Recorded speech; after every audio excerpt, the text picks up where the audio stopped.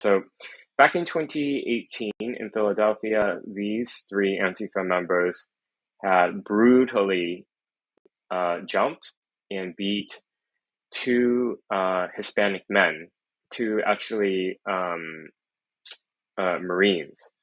They blinded them with pepper spray and then assaulted them. And they were accusing them of being white supremacists and Proud Boy members, which they were not.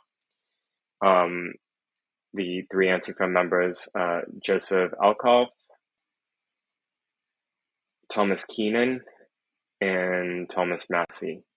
Philadelphia is the East Coast stronghold of Antifa. They do a lot of violent organizing there. They have meeting spots and bookstores that they are a part of. I read about this in my book. This is in Philadelphia under District Attorney Larry Krasner.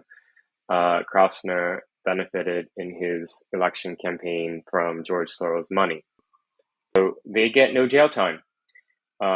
They pleaded guilty to some misdemeanor charges.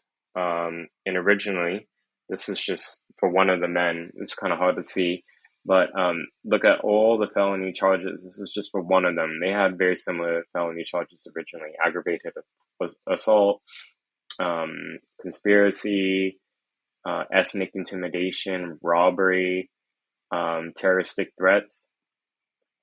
In the end, all the felony charges were dropped, and there were only the misdemeanor cases. There does appear to be the sort of two-tier system of justice in America.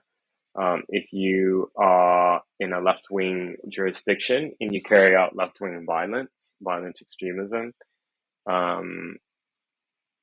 you have a pretty good chance of being let go, or even when you engage in very serious, violent crimes, the most you get is a slap on the wrist, as we've seen here.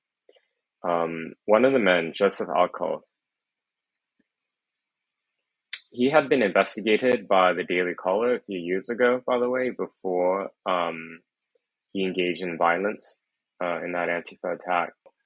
So he's based in DC. He comes from a wealthy, well-to-do background, from a very established family.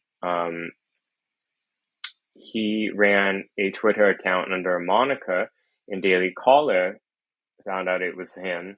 And he had all these posts calling for revolution, calling for the killing of political opponents.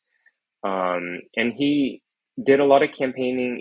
He worked in DC and did campaigning in the Democrat Party. Second from the right, that's Joseph Alkoff. But then next to him, the person on the right, all the way on the right, that is the author of the Antifa handbook, by the way. Joseph Alkoff's on the left and Mark Bray on the right.